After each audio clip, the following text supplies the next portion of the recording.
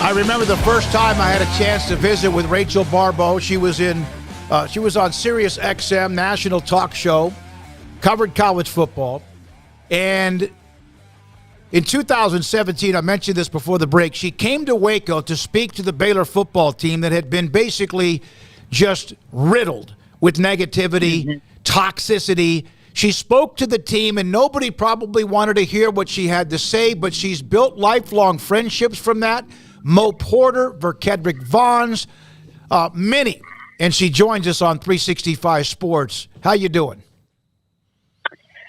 Excited and just all the feels. Grateful, excited, happy. I don't even know if you asked me how I was feeling. I'm doing great. I'm doing great, my friend. Last time I saw you was at the Super Bowl. Yeah, it was. Absolutely, it was. And we had you on. In fact, I guess that was the last one was in Phoenix, right? It was. The last Super Bowl back in February. All right. So let's kind of go backwards. You're releasing a book very soon, Relentless Joy. Yes. What is it about? All right, it's about how to find, keep, and cultivate joy in a dark world. And all you have to do is turn on Twitter, Facebook, news. You know, we're nobody's immune to it. It's every day. It's shootings. It's robbings. It's inflation. It's border. It's all the things, right? We live in a broken world. And I want to teach people how to find, keep, and cultivate joy, even when things suck, when circumstances suck. And I have been there. You know, I've had this charmed, I'm not even going to say charmed, but I've had amazing accomplishments, right? I've had amazing highs, my friend, but I've also had amazing lows. And I've tried to be open and honest about that. But some of those I've never really talked about in a huge public forum before, such as the fact that I've been through addiction. I'm public about the fact that I've been through, domestic violence. I've lost both my parents. So I'm very, very familiar with grief. I've lost all my worldly possessions and built back. And so I've been through things, and, I kind of joke and tell people nobody would blame me if I went and lived in a, remote cave and had a pet goat. You know what I mean? Like I've been through some stuff. And so I just want to teach people how to keep their joy, how to notice their joy, how to be joy, how to spread joy, in a dark world. And that's all what the book is about. And what's interesting, and I know you're going to get to it, is the role that Baylor fans have played in 2023 that stems back all the way to 2017. Absolutely. Well, I was going to get to that. You've written this book. It's about to be released. And you also want to donate copies to the Love Lady Christian Halfway House in Birmingham, Alabama. So you had, I believe, I don't know if it was Brian Etheridge, Sic'Em365.com, which is the umbrella of what we do, reached out to you or vice versa. You started to talk. What happened after that? Oh, my gracious. It was about 2 weekends ago, and Brian got a hold of it, and he's an absolute king, and I think the world of him. Met him back in the day, and he got a hold of it and put it on the message boards. And the message said something to the effect of, hey, she helped us back in 2017. Let's rally for her. And over the weekend, Baylor fans raised upwards over $2,000 to buy books for these women. And just a very quick aside for people to understand, for the past 10 years, I've been giving my testimony and sharing at this Christian Women's Halfway House. So if you can envision this, it's in the book. But these women are coming out of drugs, jail, prostitution, abandonment. They're right off the street. And, they come in with their kids. They can get job training. They can get education. And they can also get some Jesus, right? And the place is like a former hospital. So when you're speaking, sharing your testimony, you're preaching, there's like 4 levels of women hanging off. And when I say this place is crunk, I mean, this place is crunk. Like, these women, they dance, they sing, they hoot, they holler. There's no like halfway or golf claps in this church. And so I've been going there twice a year for 10 years. And again, sharing my testimony. And so when I put this book out, I wrote about them in the book, but I said, I want to have a philanthropic arm of what I'm doing. I don't want to just ask people, buy my book, buy my book, buy my book. That's great, right? But I wanted to give back. I want to have a give back element. And Baylor fans over that time and since then have helped me buy 700 books for these women. And I have a goal of 1,000, and I want to get to that 1,000. I'm going there on the 25th, the Sunday after my book launches, and I get to, in person, hand out these books to women, 420 women that are there, And then the remaining books we're going to put behind the desk for the women that don't even know they're going yet, that are still on the streets, still have a needle in their arm, that are still in the throes of addiction, and they don't even know they're walking in this place yet, this life-giving place. And when they walk in, they're going to be handed a book, and a book that says, I've been where you've been. And I'm just, it's amazing to me. I tried to explain this on a video the other day. Like, I had no idea the work that I did in 2017 would turn back around in 2023, and that Baylor fans would be the ones to rally, right? And these women will never know the people from Texas to California to all over the country that rallied together to buy these books for them. And if that's not a full circle story, I don't know what is, my friend. No, yeah, and that's great, because women who will want to read this story about what you have been through, the lows of life to the highs as well, and the exhilaration is amazing. When you came on campus, for those that don't know, I've brought this up, Baylor was spat on. They were, I mean, basically a lot of things had happened, bad things had happened, but like everybody's thrown under the bus. None of those players wanted to hear somebody else tell them how bad they were, and yet you did the opposite. I remember meeting you at a barbecue place and talking about it that, I guess, day or afternoon. When did you know they were actually listening to you? All right, so I wrote about it, and I've got to like find these articles. I sent a picture to you last night, and I've told this story many times. I didn't even know I left Baylor the first time, and I was flying to Alabama to speak the next day. And I was opening up this book that I had used to write my speeches, and it said, "Thank you for coming for us." I thought the whole world had forgotten us, and what happened is simply bigger than anything worldly. It was miraculous, okay? Because here, let me set the stage for you. I was on Sirius XM. I was a host at that time, just like you, right? I was a host at that time, and many, and I'm not pointing any fingers or calling any names, but I'm just telling the truth. Many people that had a voice, that had a microphone, that were reporters, that were whatever, were just parroting false information about Baylor at that time. And you know it, and I know it, my friend. And they were just purporting and reporting stuff that was false. But the true reality is when I went there under Matt Rule, and it took like 6 months of vetting me and different calls and different people, when I went there was not a player or a person in administration that had anything to do with it. Yet, as you mentioned, they were still being spat on, called rapists. No means no. Fans were being, with words assaulted for wearing Baylor stuff. There were other athletes that were just, called names, same thing. So when I went there, I could tell. I was in the meeting room, and their heads were, I'm not going to say completely down, but they had walls up. They didn't want to hear me. They'd had a speaker come in before, and that didn't end well.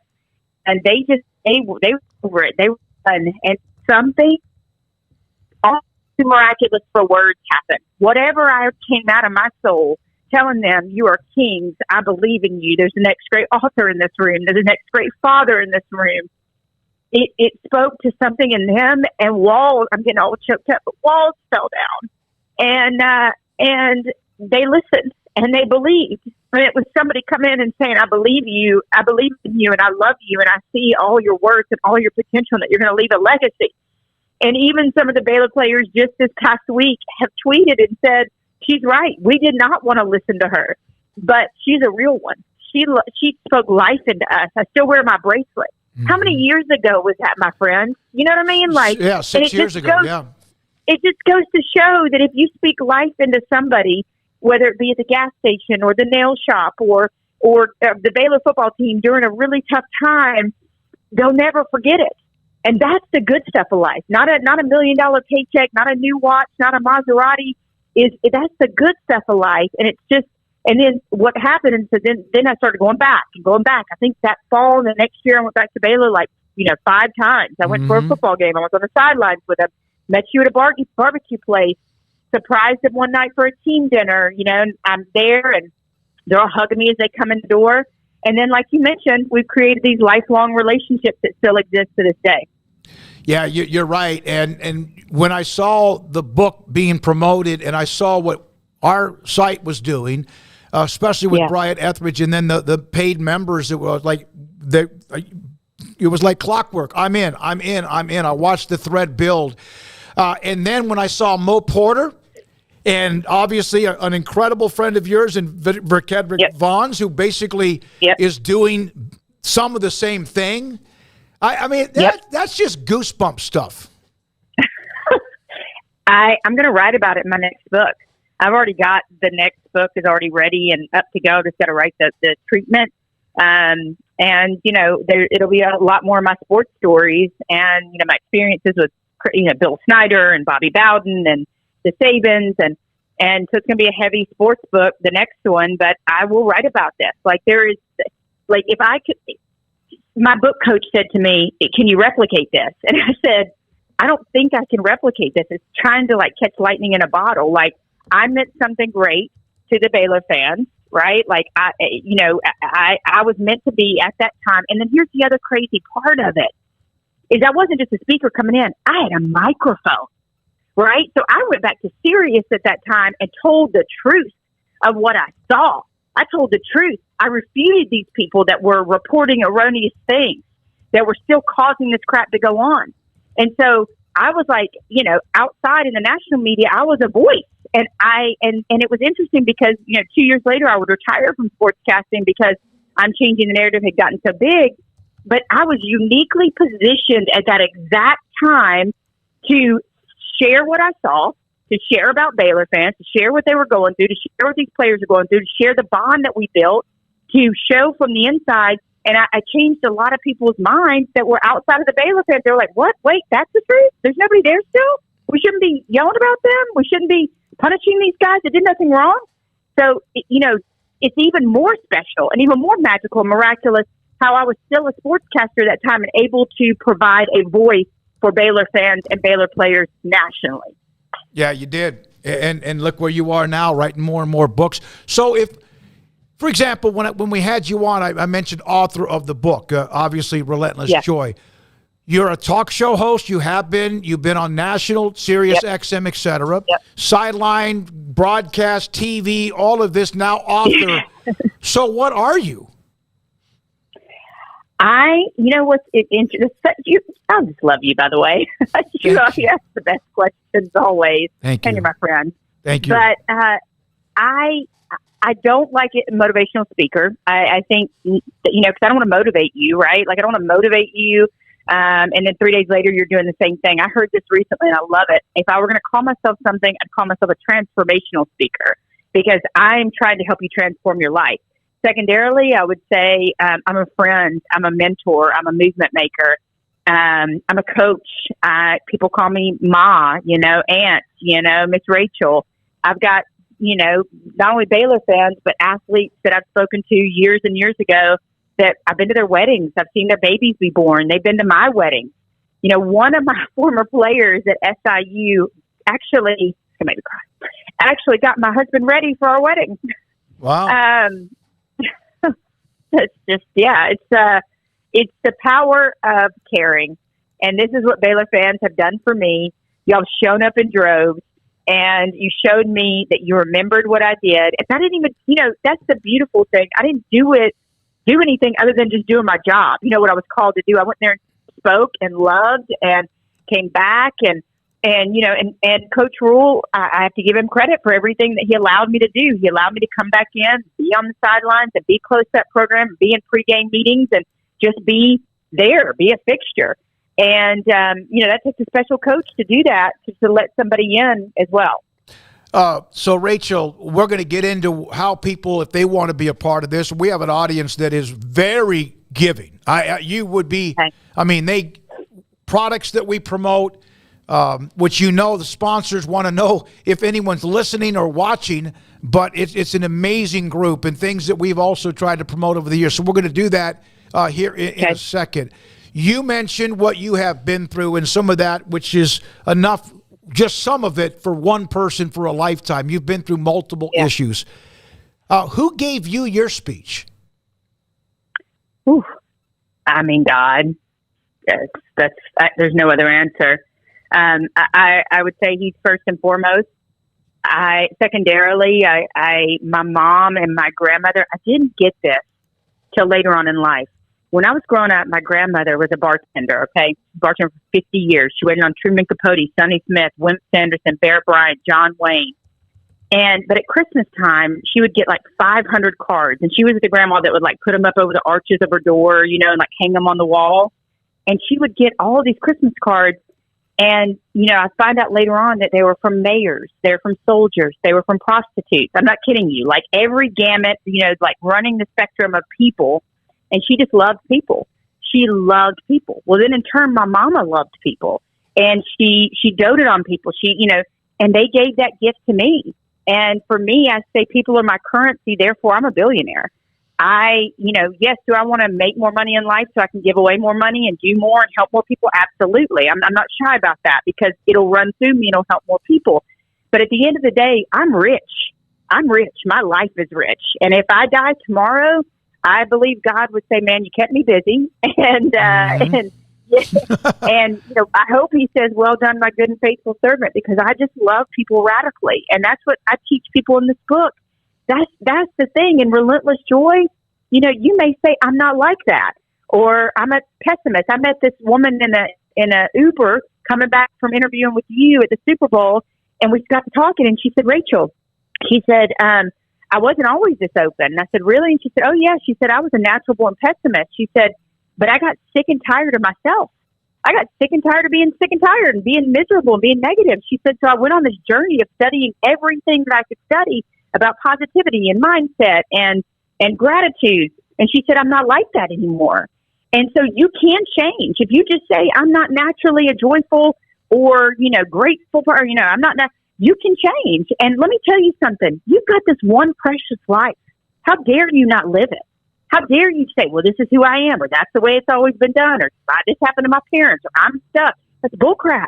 Get your shovel out and do the work. And that's what this book is about. It's about teaching anybody and everybody, wherever you are in your socioeconomic background, your walk, your age, you can live a more joyful life. You can. Well, and you're obviously doing that, change the narrative, and now Relentless Joy.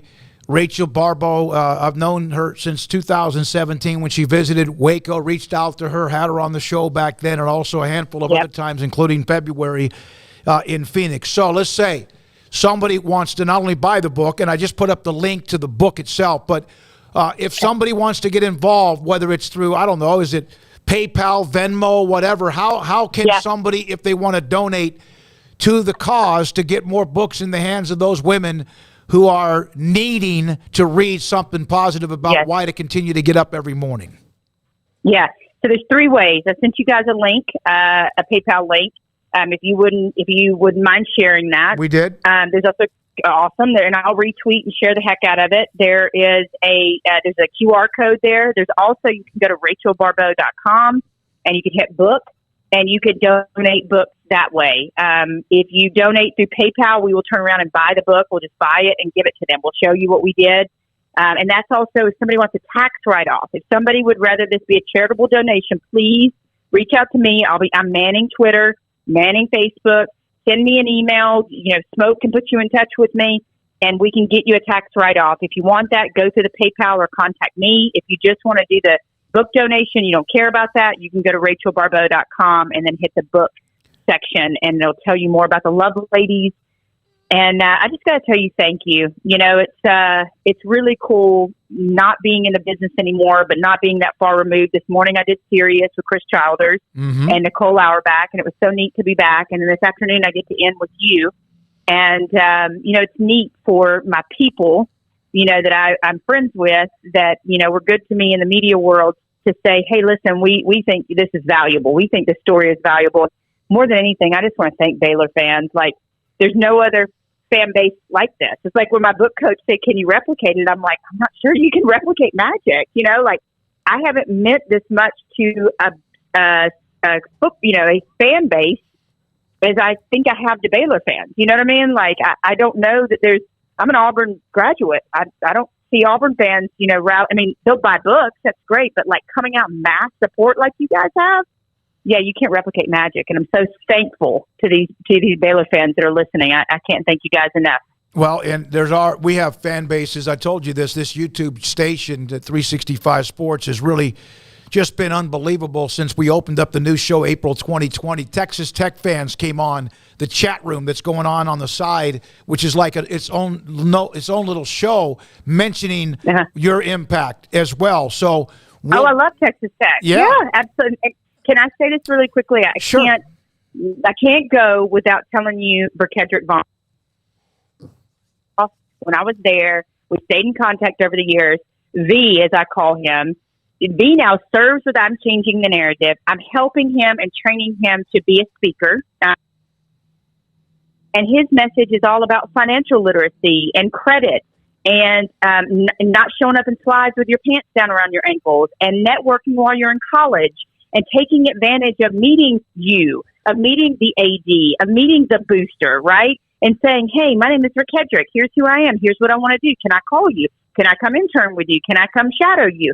And so he's going in there and we're going to send him into these, high schools and colleges and saying, I was just exactly where you are. And let me tell you some things that maybe your coaches are telling you, but I'm going to tell you from a former athlete, a very recent former athlete. And here's the things I know that helped in building my brand and what I'm doing. And here's how I've been successful. And it's powerful coming from a woman, especially we talk about dating and love and those things. But, when you have an athlete speaking to an athlete, like a former athlete speaking to a current athlete, woo, those boys sit up and take notes. Yeah, and especially the age. Yeah, and the ages aren't that far off either. So Burkedrick can kind of speak that language. Yeah. Absolutely. Yeah. Absolutely. So I couldn't go without, tooting his horn. He's we're very close. He's one of my dearest friends, and I just think the world of him and all these former Baylor players that have come out of the woodworks, just supporting me always, but certainly over the past few weeks, I'm forever grateful, man. It's the good stuff of life. We're going to put it back in the forums, our segment from here, and we'll also put it up on the YouTube channel for people to do, and it'll also be up on Twitter, and I'll make sure that we tag you, Rachel. And proud of what you're doing. Proud of the book, proud of the reason behind it as well, but also not just your story, but also sharing with those who do need to be told that they have a value in this life. And we appreciate your time so much. Have a great weekend, okay? All right, my friend. Thank you so much. Thank you. That's Rachel Baribeau. The book is Relentless Joy. It's released on June 20th. We put the link up. You can go to rachelbaribeau.com. It's BARIBEAU.com. And